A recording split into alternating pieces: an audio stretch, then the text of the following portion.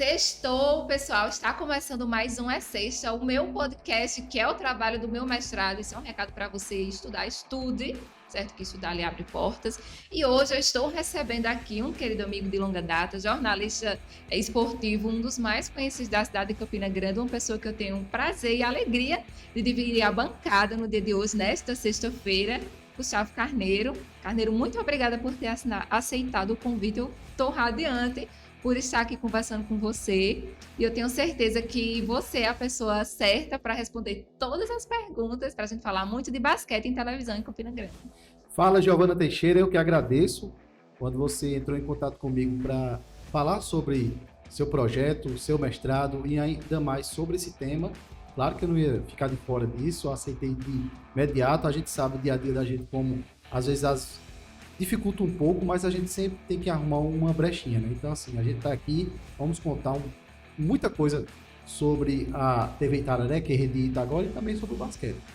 Então, Carneiro, você é um dos pioneiros, né, da antiga TV Itararé, hoje Rede Ita. Olha, no nosso diálogo eu vou chamar TV Itararé muitas vezes, porque na minha cabeça ainda eu estou processando essa mudança de nome. Mas eu queria que você contasse um pouquinho assim, quando que você entrou na TV, se já foi direto para o departamento esportivo, se você teve outras oportunidades antes da TV Itararé, hoje Rede Ita. Conta um pouquinho do teu início, da tua trajetória esportiva.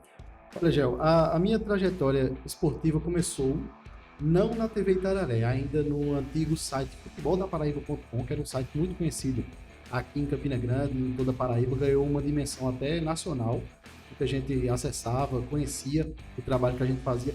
Isso foi no ano de 2004. Eu ainda estava no início da faculdade e comecei com alguns amigos. Então era também naquele boom da internet, quando começou a surgir sites, o Só Esporte já existia, tinha o Agora Esporte, e a gente com o futeboldaparaíba.com. Então, depois disso, teve a oportunidade, quando surgiu a TV Itararé, isso em 2006, eu estudei com o Dr. Diego Gadelha, ele me informou que estava para surgir uma nova emissora na cidade, que ia ser o nome TV Facisa. Então, algumas coisas ainda estavam para ser acertadas. Foi quando eles fizeram essa parceria com a TV Cultura de São Paulo para ser uma filiada aqui na Paraíba. E a inauguração foi no dia 29 de setembro de 2006. Isso, eu já tinha conversado com o Anchieta, que ia ser o diretor de jornalismo na época, não deu certo, pelo menos no primeiro momento. Tinha conversado com o Dr. Dalton, ele já tinha me mostrado tudo lá. E participei da inauguração, não estava de fato ainda como jornalista da emissora. Até porque eu ainda era estudante, eu estava finalizando meu curso. Então eu tive a oportunidade de começar na TV mesmo antes de terminar o curso. Isso aí foi muito importante para mim. Então, quando iniciou a TV, foi a inauguração em 29 de setembro de 2006. Em outubro ainda de 2006, a gente começou com os compactos da Série C. Não existia Série D nessa época. E a gente começou com os compactos dos Jogos do 13 em Campina Grande. Era eu e Gustavo Rovares, a gente ia com uma equipe para o Amigão, fazia a narração da partida, eu nos comentários, Rovares na narração, e uma cobertura completa.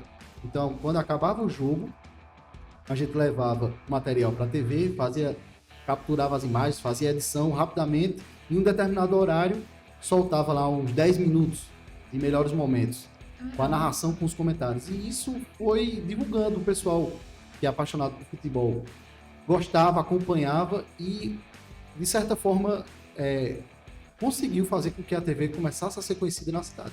Então foi mais ou menos por aí, né? Eu ainda era estudante e iniciei no começo mesmo da TV, né? Esse ano eu vou completar o quê? 17 anos. Muito tempo. De TV Itararé, quase 2 décadas. Se você for voltar no tempo, é muita coisa, né, que acontece, muita coisa que muitas pessoas que trabalharam com a gente.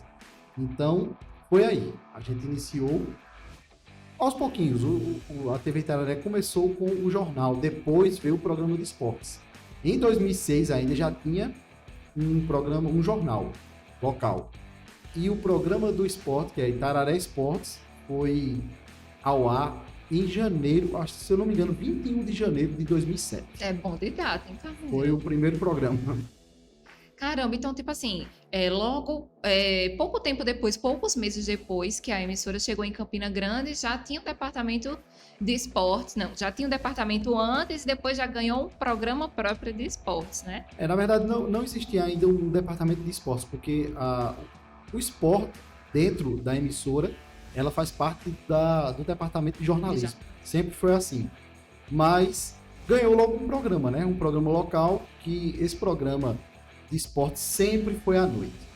Então era um diferencial aqui na cidade, porque existiam outros programas, na Borborema, na Rede Paraíba, mas aquele horário, né? de meio-dia, né? Na hora do almoço. Então essa foi um diferencial da gente. Era quando a gente pegava todo o conteúdo durante o dia, a gente poderia explorar treinos de manhã dos times, treino à tarde e chegar com as novidades à noite para quem estava chegando em casa.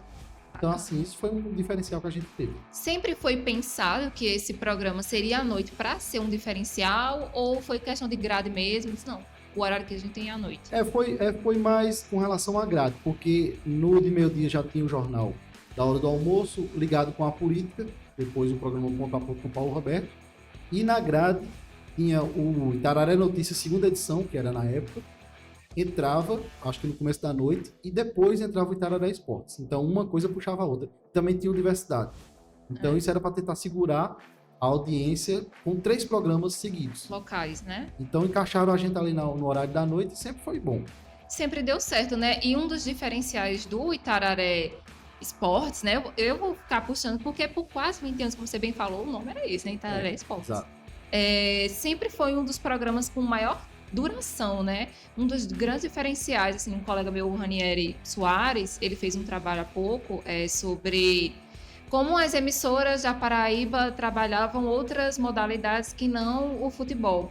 E aí na pesquisa dele fala que o programa esportivo da TV Itararé, hoje Rede Ita, era um dos maiores que mais dedicava tempo a modalidades que não o futebol. E o que me chamou a atenção foi justamente a duração do programa, que é bem maior com relação a de outras emissoras da cidade, né, Carneiro? Porque é o seguinte, a gente começou com 10 minutos. O programa tinha 10 minutos, um intervalo, então assim, cerca de... Primeiro bloco com 4 minutos, mais ou menos, né? O segundo bloco com mais 4. Não existia o WhatsApp naquela época, nada de... A gente às vezes mandava um abraço para quem estava acompanhando, né? Gostava. Mas, inicialmente, com 10 minutos. Teve um tempo até que a gente pegou o horário de verão, para você ter uma ideia. E o programa ia ao ar de 10 para as 7 da noite. A gente, com o horário de verão, entrou ao ar 10 para as 6. 10 para as 6. Então, imagina a correria que a gente tinha que ir para um treino, fazer a matéria, editar. O programa era gravado na época e colocar no ar. 10 para as 6. Isso aí foi só um ano que aconteceu isso. Mas iniciou com 10 minutos. Depois, aos poucos, foi aumentando. A gente chegando até 30 minutos de duração, o que é muito tempo, né? Se você analisar meia hora de esporte, é um Globo Esporte nacional. E de esporte local, né? Local. Que é um diferencial muito grande. E outra, a gente sem rede social naquela época, né?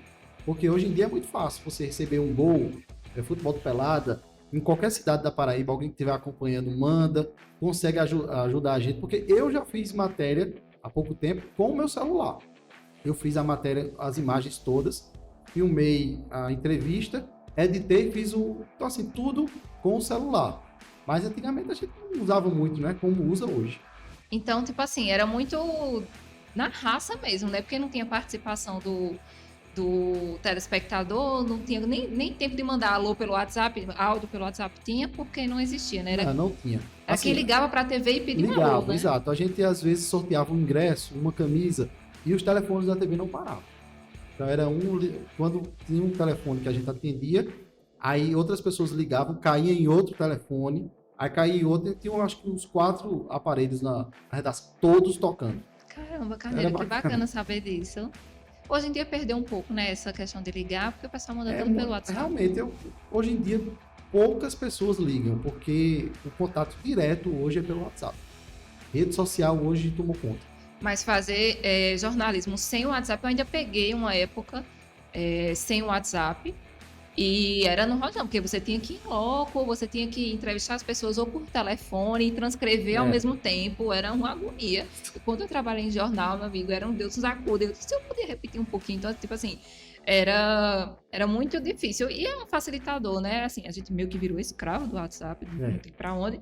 Mas, em contrapartida, ele facilita muito o nosso trabalho enquanto comunicadores, né? E outra coisa também, principalmente nesse período de pandemia que a gente passou, É a verdade. gente viu o quanto é importante você compartilhar e acompanhar isso através das assessorias. Total. Porque quando a gente não podia ter uma equipe lá para fazer as sonoras, como a gente fala, né, que são as entrevistas, a assessoria fazia lá no estádio e mandava para a gente, como até hoje acontece. Então isso eu acho que veio para ficar. A questão da assessoria estar entrevistando jogador, treinador e conseguir mandar esse material para as TVs, para as rádios. As rádios utilizam o áudio, a gente a imagem.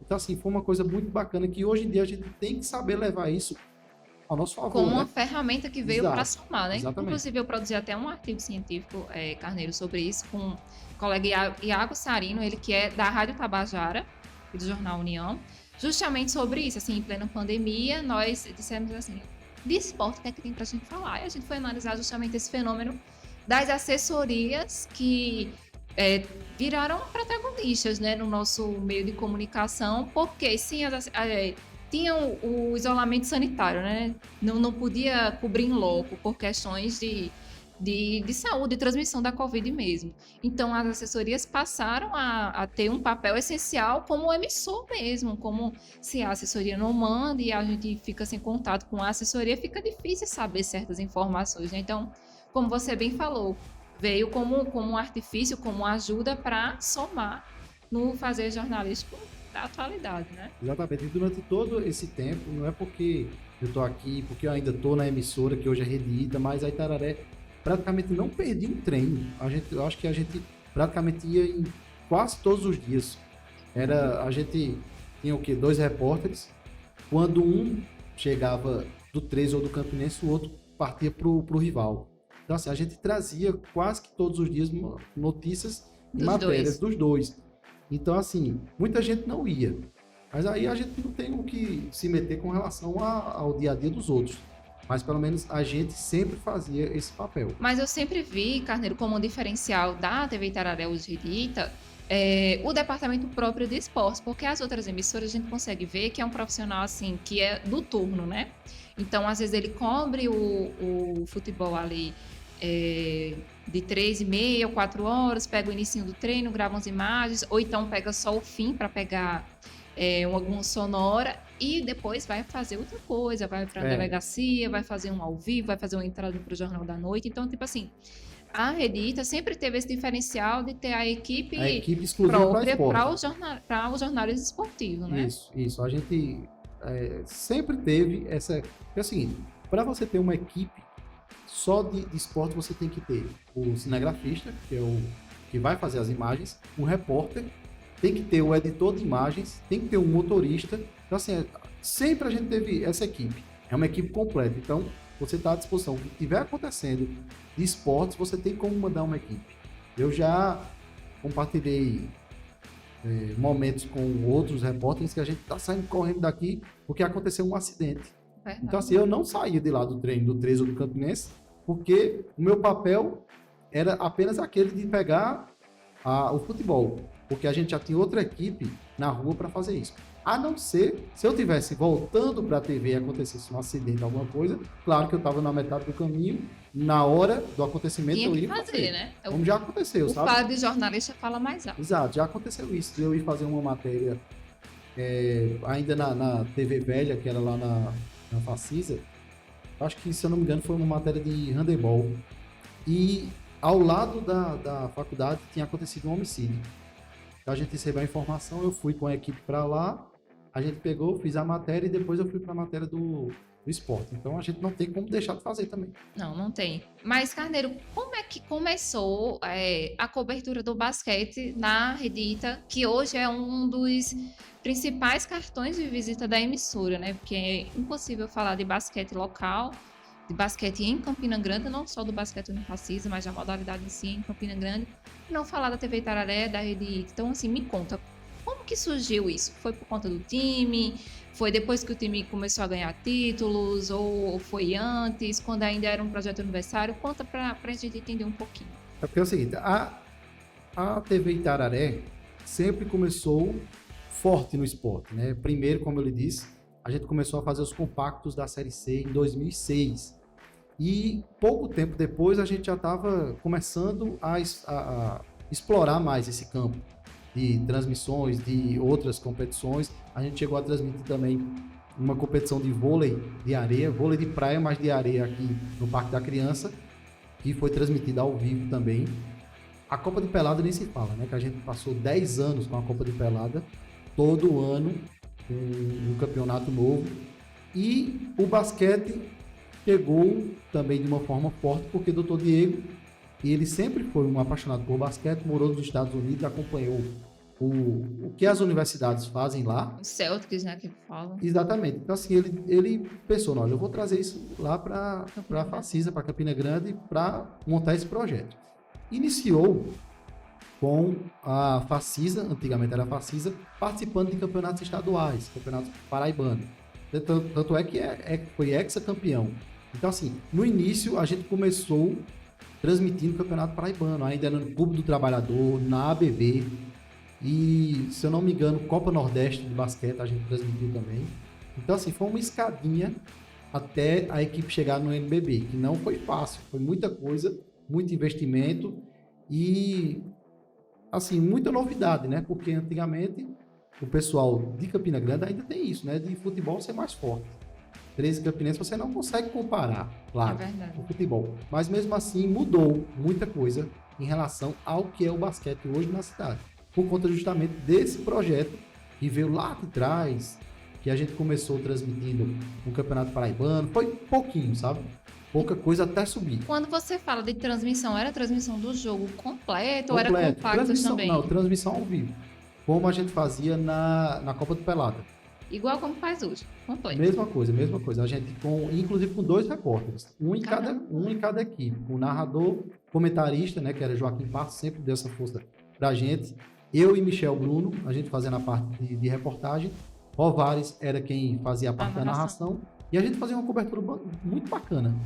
E postava todos os detalhes. Nas equipes vinham, a gente já fez jogo de ABC de Natal, Sport de Recife, muita coisa bacana. As equipes aqui do Nordeste participando de, pelo menos, Copa do Nordeste, né? E Campeonato Paraibano não, mais local. Mas a cobertura era do mesmo jeito. A gente conseguia na grade da TV um espaço e botava quente. Ô Carneiro, mas me fala assim, como que foram as primeiras transmissões? Porque assim, eu até falei em um outro episódio, um outro programa, que o brasileiro ele é exposto ao futebol desde quando ele nasce. Então ele sabe que na quarta e no domingo é dia de bola rolando na televisão. Ele sabe que se a bola entrar é gol e um gol equivale a 1 ponto e uma vitória equivale a 3 pontos, um empate 1 ponto. Pode até não saber o que é a linha de impedimento e onde é que bate o pênalti. Mas, de um modo geral, todo brasileiro ele é exposto ao futebol, então ele sabe assim, um pouco das regras. Mas como foi para transmitir uma modalidade que não tem muito espaço na TV aberta? O brasileiro não tem muita exposição ao basquete. Então, assim, para você, como que foi? Assim, você passou por uma capacitação? Ou foi aprendendo fazendo? Foi na raça? Como foi? Olha, a gente que é ligado ao esporte lá sempre teve essa paixão pelo esporte de uma maneira geral. A gente, lógico que é mais ligado ao futebol, mas eu sempre acompanhei basquete, vôlei, jogos internos de colégio, a gente sempre participou disso, mas é claro que é diferente. Quando você vira um profissional e vai colocar sua cara lá, você tem que se preparar, você tem que pesquisar, porque não é só aquilo que você viu lá atrás. Você agora está ali, né?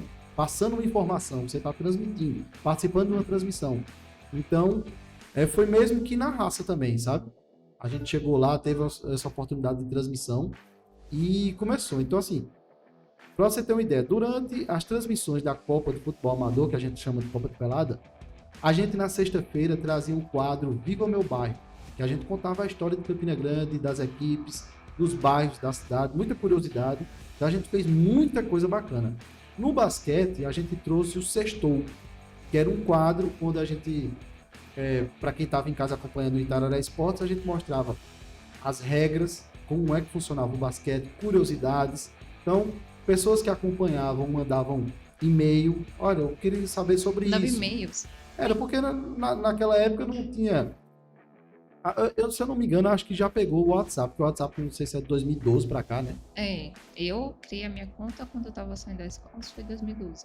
Mas assim, o pessoal ainda usava o e-mail, né? Mandava e-mail para fazer alguma pergunta e tal. Então assim, o quadro, o Sextou, ele foi bem interessante para as pessoas que não conheciam tanto o basquete, porque a gente sabe que tem aquela turma do basquete.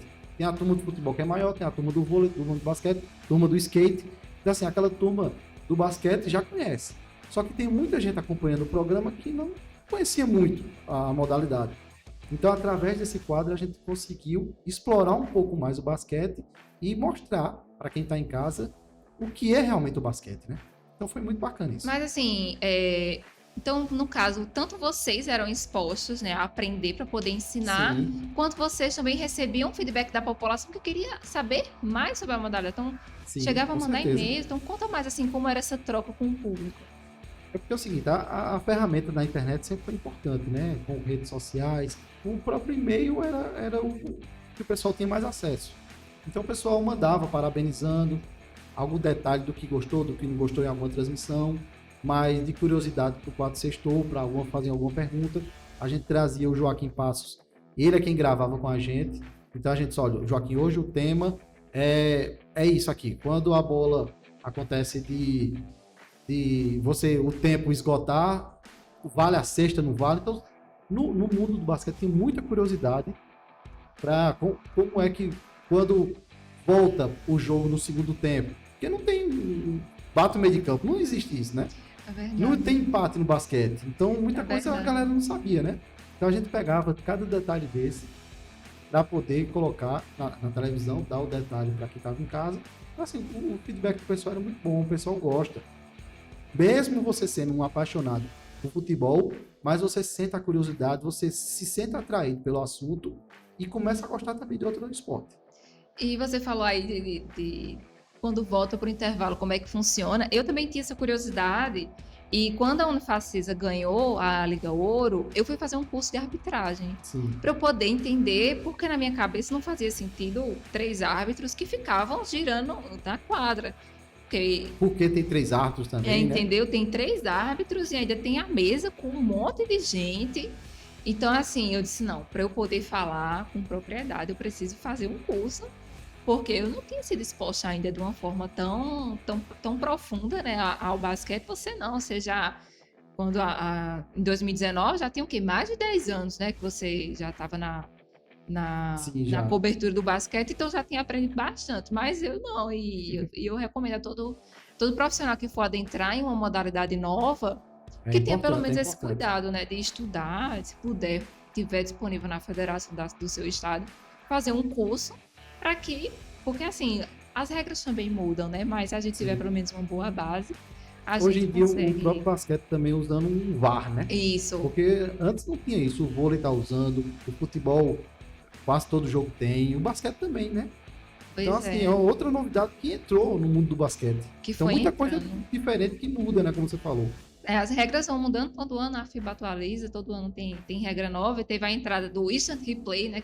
Que é o VAR, né? Que é o VAR, né? Só que o VAR do futebol, como a gente já falou, é tão presente no nosso dia a dia que, por ter começado no futebol a popularizar, a gente não consegue chamar no basquete de Instant Replay, né? A gente chama... É VAR pra tudo, né? De VAR, né? Todo mundo, uma vez eu fui falar, na transmissão, chamou o Instant Replay, o pessoal, é o quê? Eu disse, é o VAR. Pra ficar mais fácil até do popular, espectador, né? Entender, né? Carneiro, você falou que já são quase 20 anos, né? No Departamento de Esportes da Rede ITA. E eu queria que você contasse, assim... momentos marcantes, 2 momentos marcantes desse período, pode ser de outras modalidades e tal, porque a gente ainda vai falar muito de basquete, mas agora eu queria saber de você como jornalista, um momento importante, 2 momentos importantes, para que o pessoal também te conheça um pouco mais. Olha, é porque assim, foram várias situações, vários momentos, né, mas assim, e vem na minha cabeça agora, e acabou de vir, o primeiro foi em 2008, quando o Campinense subiu para a Série B. Porque você cobrir uma Série B de Campeonato Brasileiro foi a primeira e a única desse tempo todo. Mas é diferente. Eu pensei que teriam mais. Eu também. Então, assim, foi um momento diferenciado, foi um momento importante. A gente foi com uma equipe para João Pessoa. A equipe voltou dentro do ônibus de João Pessoa para Campina Grande, entrevistando Freitas Nascimento, batendo um papo, mostrando a festa como foi. Quando chegou em Campina Grande, na entrada da cidade, todo mundo acho que lembra, no YouTube deve ter essas imagens, a multidão esperando, carreata. Então, assim, foi um momento bem marcante. E durante todo o ano de 2009, quando a gente cobriu Série B, com o jogo do Vasco, Paraná, Figueirense, a galera portuguesa vindo para aqui, para Campina Grande, é diferente. Então, assim, isso marca muito. Então, cara, vocês vieram no ônibus, igual o Fátima Bernardes veio no ônibus do Penta? Exatamente, eu acho que foi o Rovares que estava lá.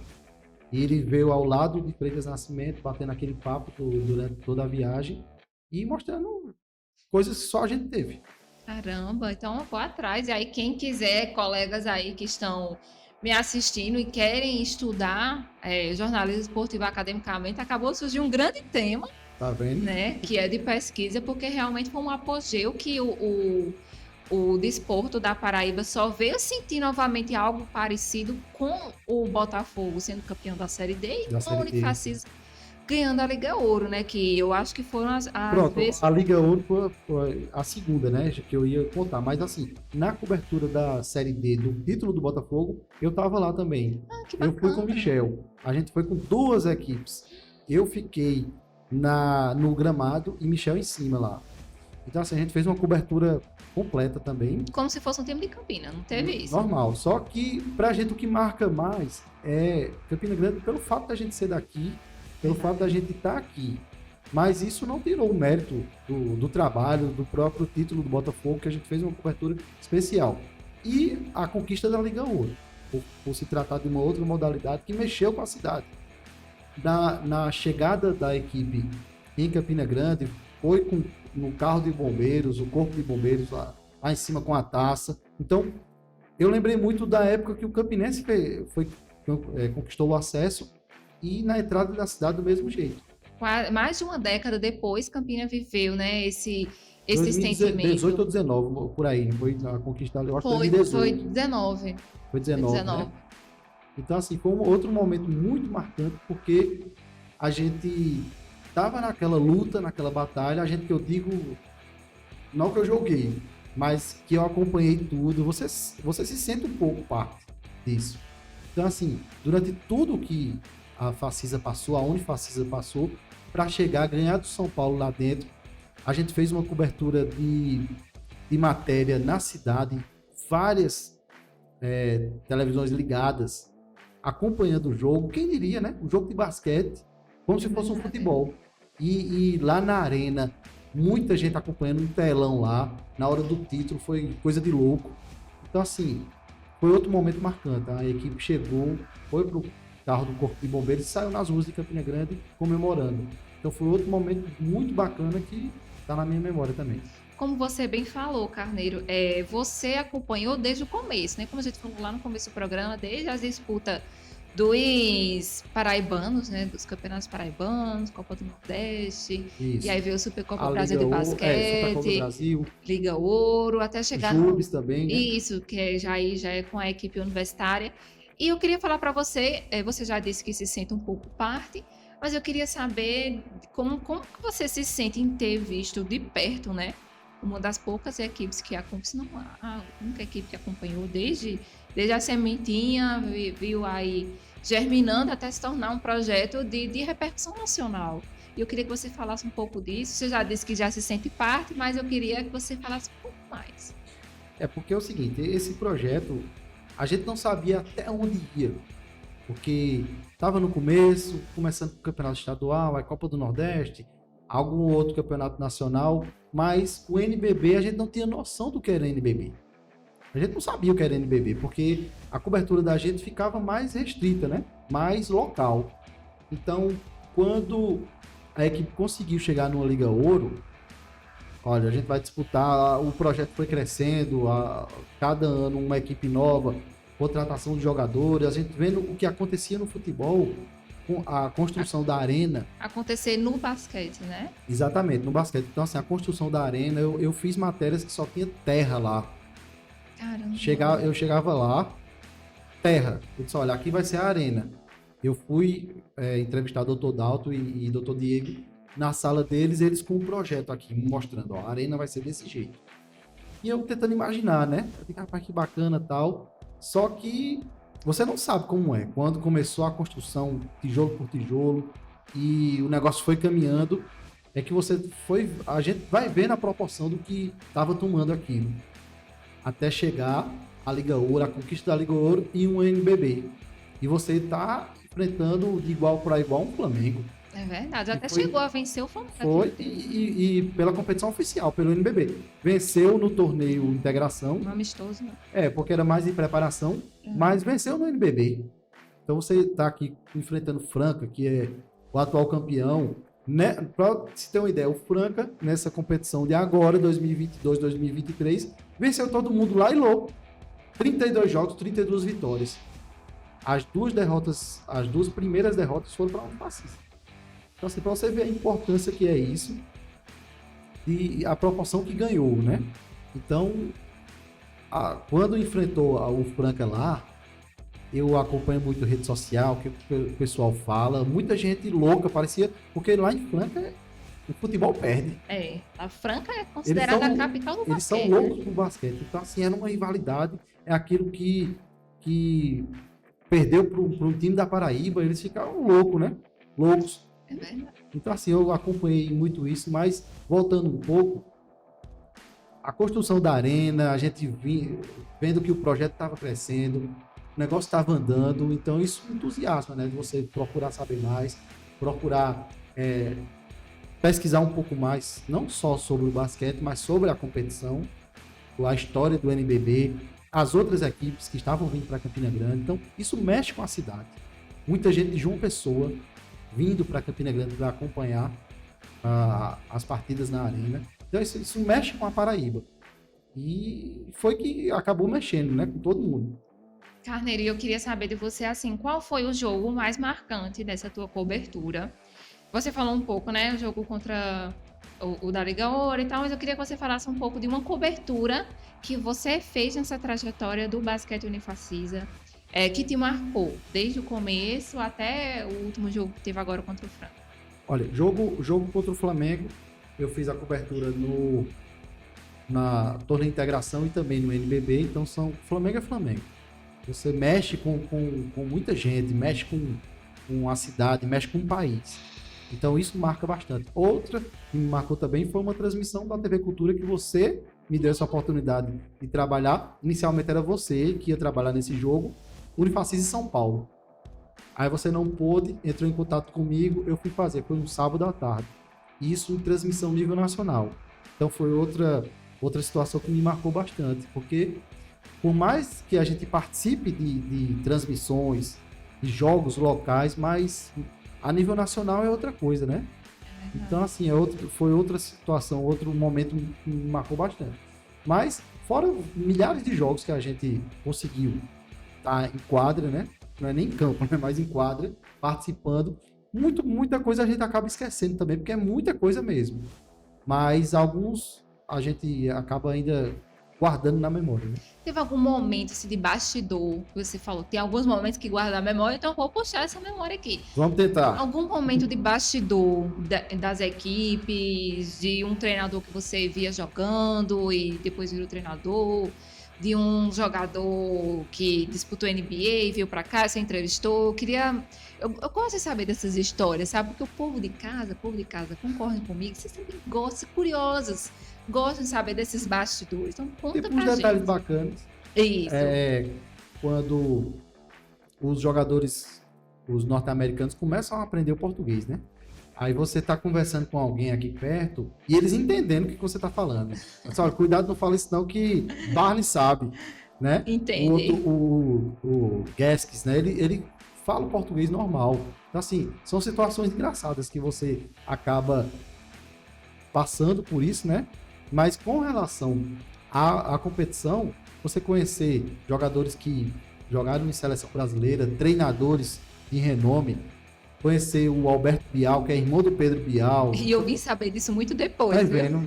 Era o treinador do Fortaleza, né? Isso mesmo. Passou muito tempo lá. Então, assim, muita coisa bacana que envolve, que você acaba descobrindo aos poucos e de repente, às vezes, né? Porque no futebol é uma coisa. A gente vive o futebol mais do que basquete. Eu não vou mentir isso. É verdade.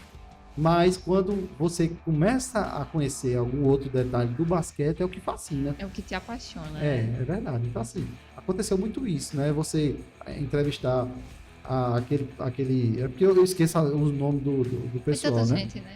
É um carequinha da seleção, que era do Minas. O Leandrinho? Eu entrevistei o Leandrinho e o outro que jogava com ele. O Alex Bravo? O Alex, é. Então, assim, são pessoas que o mundo do basquete conhece.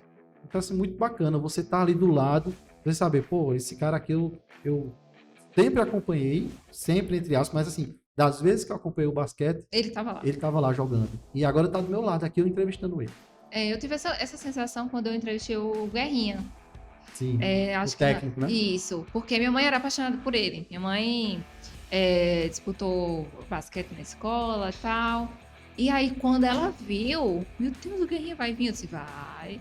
E aí ele foi super fofo comigo, ele falou, é muito bom ter esses sotaques diferentes e tal. E aí eu fiquei, oh meu Deus, minha mãe deve estar felizona.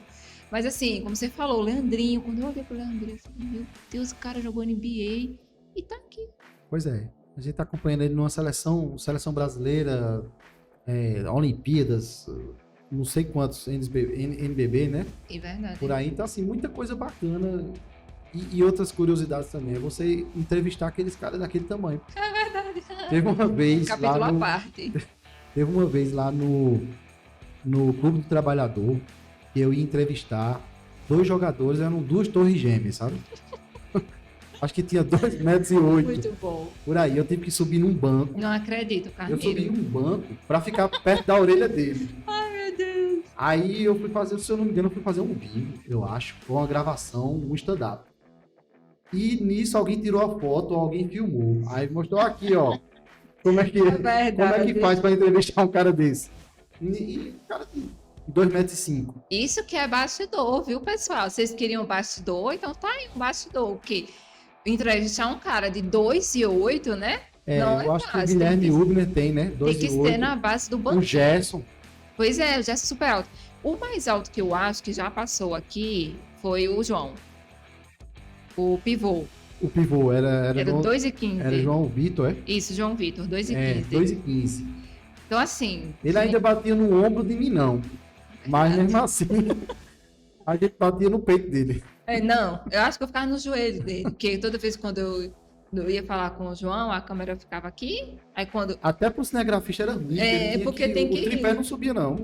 Ou ele pega o repórter aqui, no plano normal, e para pegar o jogador de basquete, ele tem que dar uma levada. É difícil ficar os dois no mesmo plano, só se o repórter for grandão também. Eu gostava quando pegava um armador, assim, que é né? mais, assim, mais perto. É um pouquinho mais baixo, mas mesmo assim de 1,90 m. Mais perto da realidade. E, Carneiro, tô adorando saber desses bastidores. E você falou dos estrangeiros. E eu queria saber se você lembra qual foi o momento que foram chegando os estrangeiros aqui em Campina Grande para a equipe de basquete. E como que foi, assim, esses primeiros contatos? Você manja de inglês ou ia no enrolete, alguém ajudava? Olha, na verdade, no início, né, porque em cada competição você tem direito a 3 ou 4 estrangeiros, né? Estrangeiros pode ser um cara da Argentina, do Uruguai ou americano. E nisso, quando a Unifacisa começou a contratar, começou a explorar esse fato de trazer jogadores de outros países, isso pra gente foi uma novidade também. Eu não sei inglês, não vou mentir. Não quis forçar para começar a aprender. Infelizmente, eu não fui atrás disso, que é um erro. Porque foi tudo muito rápido, né? O projeto cresceu tanto e daqui a pouco já estava americano aqui e você tinha que fazer a matéria. E te vira não deu tempo, não. Aí, não dá desculpa não. Mas assim, eu acabei não explorando isso.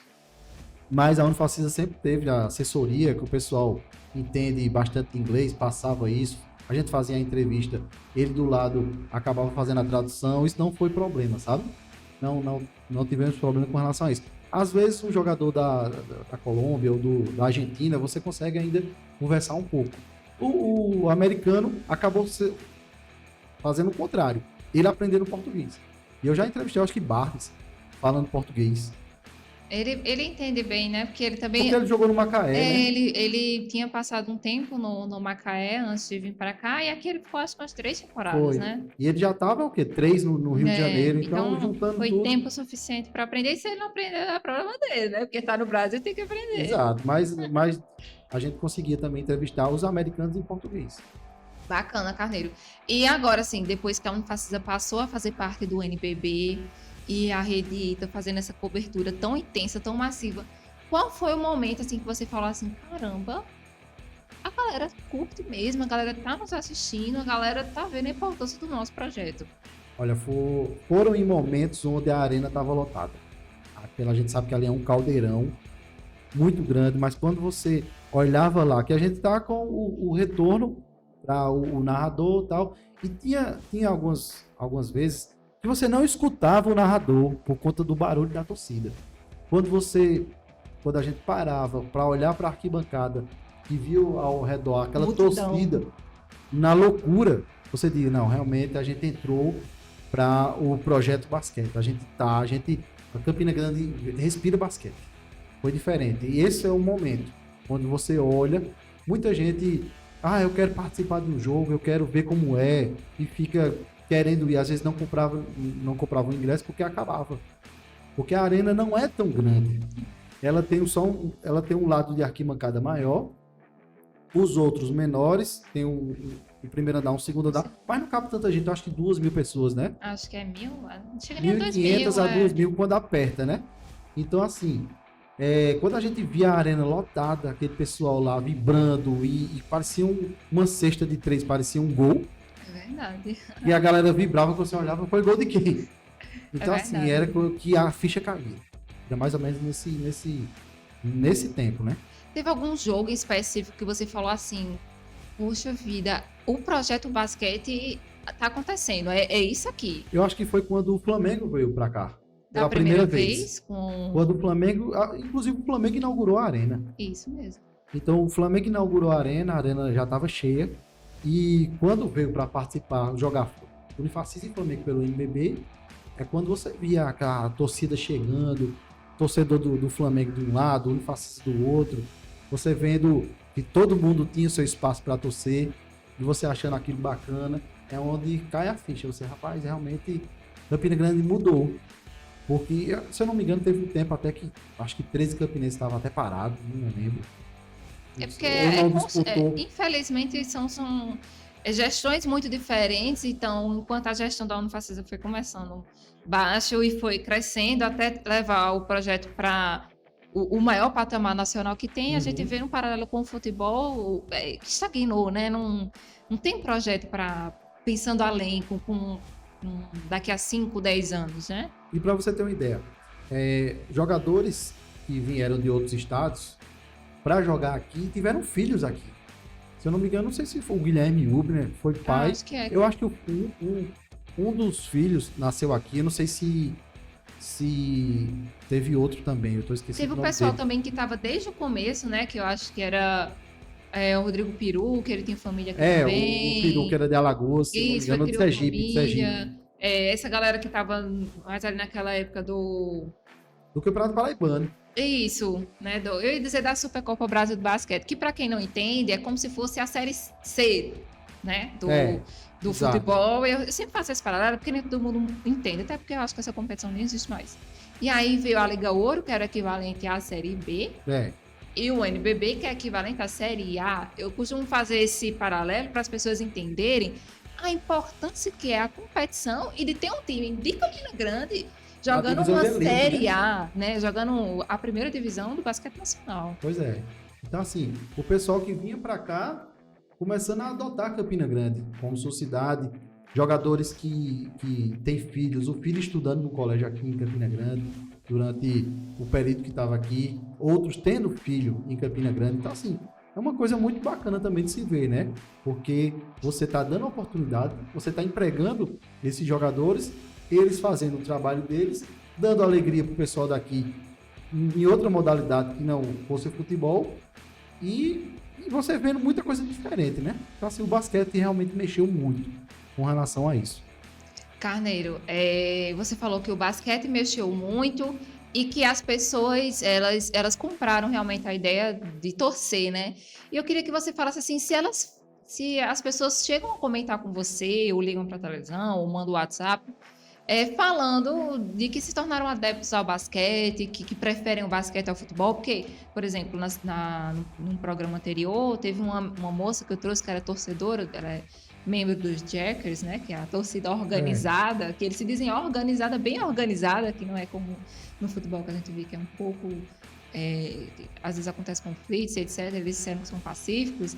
Ela disse assim, eu prefiro o basquete do que o futebol. E meu pai, ele vê mais basquete na televisão do que futebol e tal. Então, assim, chega para você esse retorno, as pessoas comentam, como que é? Olha, para você ter uma ideia, durante todo esse tempo, existiram algumas situações que agora eu tô começando a lembrar. Um flashback com o Chave. Teve uma menina que eu fiz uma matéria dela, que ela fez uma sessão de fotos, porque eu acho que ela estava completando um aniversário.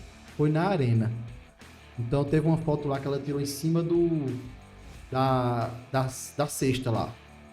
Então assim, outra foi o Fred Ozanan, que participou da bola do jogo. Outra menina também venceu a bola do jogo. A bola do jogo é a bola onde se faz o desenho.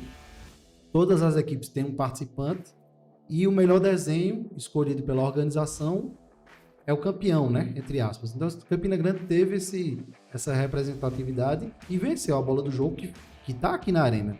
É que o valor, né? É como se fosse um leilão e alguém ganha um leilão. O valor em dinheiro foi para... Não sei se foi para o João Moura. Casa do Dr. João Moura. Então, assim, teve o Fred Ozanan também que participou, fez um desenho muito bacana, foi classificado, ele não chegou à final.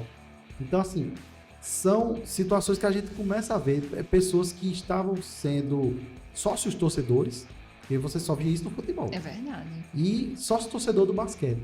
Você recebia a sua carteira, desconto, ingressos, uma camisa própria, né? O jequinho, né? Então, assim, muita coisa você começava a ver a partir disso. É outra realidade. Então, o basquete trouxe isso. Tinha gente que não era de sócio torcedor nem de 13 Campinense, mas era do basquete no Fascis, ou ainda. Porque existe o projeto de sócio torcedor. Então, você tem uma infinidade de vantagens. É verdade. Para ser sócio torcedor. Então, imagina, o basquete chegou e chegou chegando, né? Com muita novidade. Não só para quem gostava de basquete ou quem gosta de basquete. Quem se interessava, você já podia ser sócio torcedor. E você faz parte disso, né? Quase 20 anos de casa. Como que você se sente fazer parte desse crescimento da modalidade na cidade? Olha, eu só tenho muito que agradecer, né? A quem me confiou isso. Doutor Diego, doutor Dalton. Desde o comecinho lá em 2006, eu ainda era estudante de jornalismo. Estava finalizando o meu curso e ainda naquela, né? Para onde eu vou agora? Porque eu já estava com aquele site futeboldaParaíba.com, mas você ter a oportunidade de iniciar logo numa televisão é diferente, realmente é diferente, e me ensinou tudo ali, a minha vida inteira, dentro da parte de profissional na televisão. Esse ano eu completo 17 anos, então é muito tempo, são quase 2 décadas ali na TV Itararé, Rede Ita. Todo dia você aprende. Você diz, eu sei tudo, não sabe não. Você todo dia aprende. Muita coisa você começa a aprender. A gente, com o departamento de esportes, teve a oportunidade de ter um departamento, a parte, entre aspas, que faz parte do jornalismo. Mas como a gente conversou no início do nosso bate-papo, você ter uma equipe só para aquilo. Então, é um privilégio em Campina Grande. Muita gente, a gente conversando com outros colegas, você só tem equipe só para isso. Rapaz, a gente não tem, eu tenho que ir não sei aonde, eu tenho que fazer uma matéria não sei aonde, e a gente lá. Tem link ao vivo? Pois é. Então, assim, eu sou eterna gratidão, né? A minha vida toda, eu tô lá na batalha. Hoje em dia, eu não tô mais com o Ita Esportes. Eu tô com um bloco de esportes dentro do Em Dia, que é o nosso jornal de meio-dia. Mas as informações do esporte eu continuo agora batendo aquele papo com o Anchieta Araújo, na hora do almoço, e a gente trazendo as informações do esporte. Então, cada dia é uma novidade diferente, a cada dia a gente aprende mais. E eu queria que você falasse, Carneiro, como que você enxerga a cobertura de um modo geral em Campina Grande, assim, não só da Rede Ita, mas de um modo geral. Assim, você acha que as outras emissoras podiam dar um enfoque maior, ou sabes que o público consumidor do futebol ainda é maior, e por isso o enfoque ao futebol é maior, ou você acha que tem a melhorar, ou do jeito que tá bom? Não, eu acredito que as outras emissoras, os outros profissionais, os outros colegas poderiam dar um pouco mais de atenção ao basquete, porque o basquete é um esporte emocionante, realmente, é um esporte diferenciado. Principalmente naqueles minutos finais, aqueles segundos finais. Digo nem minutos, porque um minuto é muita coisa. É verdade. Então, assim, eu acredito que poderia ter esse olhar um pouco diferenciado, um pouco melhor para o basquete. A Rede Ita tá lá no dia a dia, nas transmissões. Não é porque é da casa, não, mas a gente sempre fez isso com todos os esportes. A gente observa que os outros colegas ou as outras emissoras só vão quando tá no bom ou naquela parte decisiva. O que eu também não digo que tá errado, não, porque cada um sabe para onde vai, o que é que faz, né? Mas assim, se colocasse um tempo mais, alguns projetos em relação ao basquete, com certeza vai ter retorno, porque tem público para isso.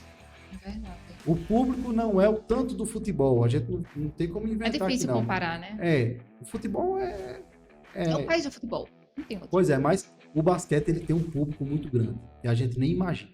Principalmente aqui em Campina, né? Que já virou Exatamente. uma referência de torcer, né?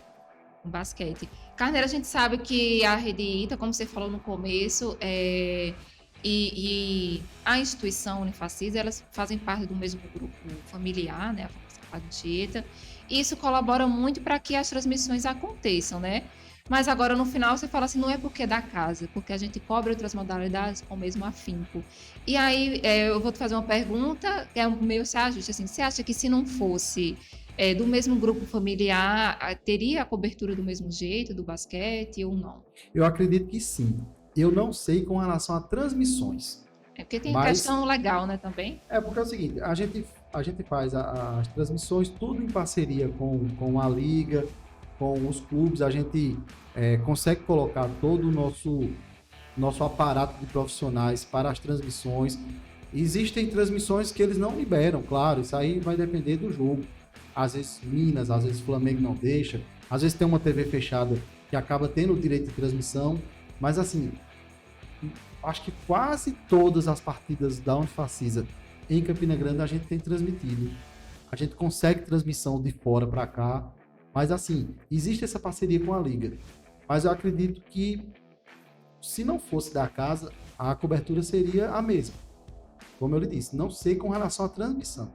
Porque a transmissão já é outro departamento, envolve muita coisa, a gente sabe como é, mas eu acredito que a gente não deixava de lado, não.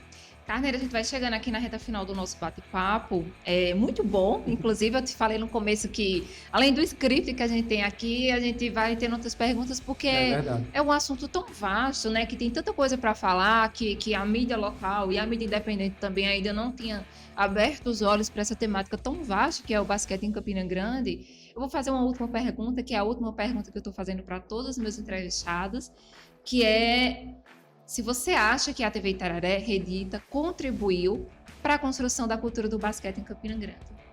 Demais. Eu posso lhe afirmar isso.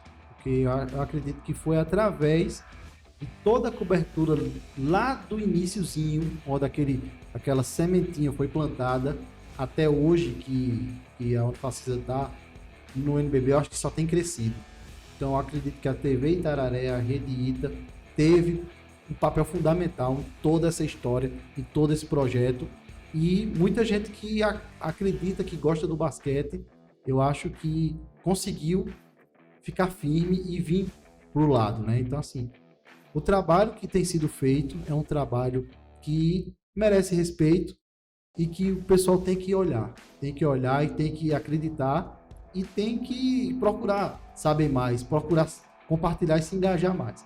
Mas, com certeza, a Rede Ita TV Itararé teve um papel fundamental durante todos esses anos. Então é isso, pessoal. Com a resposta final do Gustavo Carneiro, a gente vai chegando ao fim de mais um sexta, né? Nessa nossa sexta-feira basqueteira.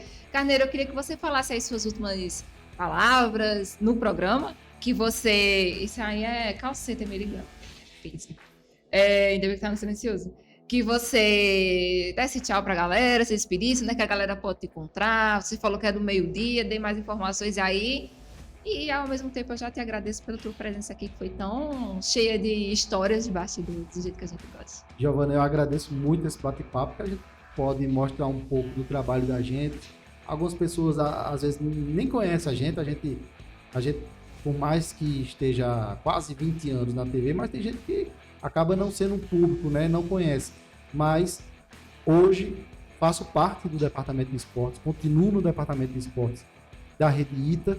Estou pela manhã participando do jornal com um quadro de esportes junto com a Anchieta Araújo. De vez em quando eu também estou ali no Ita Esportes, que é à noite.